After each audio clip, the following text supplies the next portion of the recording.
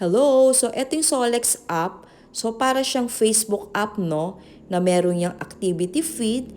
So, dyan nagpo-post yung ating mga educators and mga professional traders na mga trade ideas nila na makakatulong talaga, no, sa mga beginners na ang gagawin lang actually is ika-copy lang and ipipaste lang sa MetaTrader 5. So malaking tulong to, no, lalo na kung hindi ka pa talaga marunong magbasa ng chart, hindi ka pa marunong mag-technical analysis, so copy-paste muna yung pwede mong gawin na big help talaga yung Solex app na to, okay?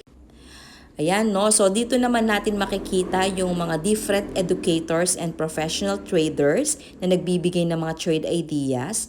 So, meron ding notifications yan. So, dito natin makikita yung mga bagong post nila. Okay? And then, may mga live trading session din, di ba, na pwede nating ma-access dito sa Solex. So, actually, nandito si Abdallah. Every 10:30, no, from Monday to Friday, nag-send na siya ng Zoom link. So, i-click mo lang yung link, no, na pinost niya. And then, mapupunta ka na sa mismong live trading niya. Okay? So, ang gagawin mo lang, sasabay ka lang sa kanya.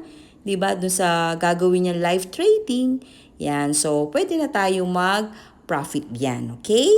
After ng live trading niya, so ipopost niya yung result dun sa mismong activity feed, okay? So like for example, ito, no, in just 15 minutes, so meron siya $562.50,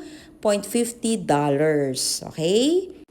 Ayan, no, kung gusto mo ma-access tong Solex app na to, yan, so just DM me, no, tuturuan kita kung paano, okay? Thank you!